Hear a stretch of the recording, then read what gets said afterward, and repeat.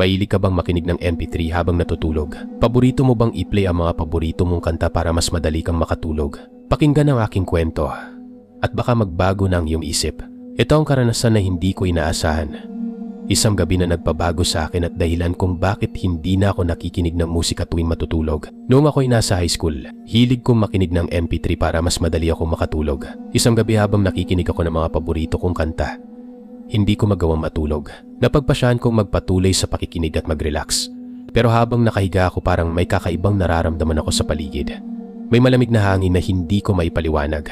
Bigla akong nagbalikwas ng higa at sa gilid ng aking mata, napansin ko ang isang kakaibang anino sa kama ng aking ina sa kabilang silid.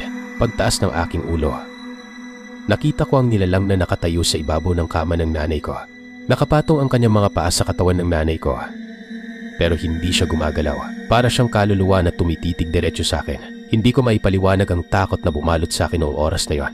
Ang mukha ng nilalang na ito ay kakaiba. Ang bibig niya ay dahan-dahang bumuka ng malaki. Halos umabot sa magkabilang tainga. Wala akong magawa. Hindi ako makagalaw at hindi ko rin magawang sumigaw. Hanggang sa mapakawala ko ang isang malakas na sigaw. Nagising ang aking ina. At nangyari ang isang bagay na lalo pang nagpataas ng takot ko. Sa isang iglap naglaho ang nilalang na parang usok. Agad akong tumayo, nanininig at halos hindi makahinga. Ang nanay ko'y nagmadaling lumapit sa akin. Niyakap ako at sinabing panaginip lang yon. Pero alam kong hindi.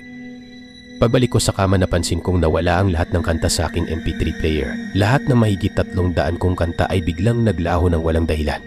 Dahil sa pangyayari, bigla kong naalala ang sabi sa akin ng lola ko. Ang mga bagay na naririnig natin habang natutulog ay maaaring makaapekto sa ating panaginip.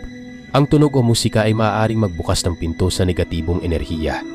At ito ang magdudulot ng mga bangungot. Hindi ko alam. Ngunit simula noon, hindi na ako nakinig ng musika tuwing matutulog. Ang gabing iyon ay nag-iwan ng malalim na takot sa akin. Isang takot na hindi ko kayang ipaliwanag hanggang ngayon. Dahil baka hindi lang kanta ang iyong marinig, baka may kasama ka ng hindi mo alam. Kaya't kung mahilig kang matulog ng may musika, tandaan mo ang sinabi ng mga matatanda. Hindi mo alam kung ano ang tinatawag nito. Baka isang presensya na hindi mo gustong makasama.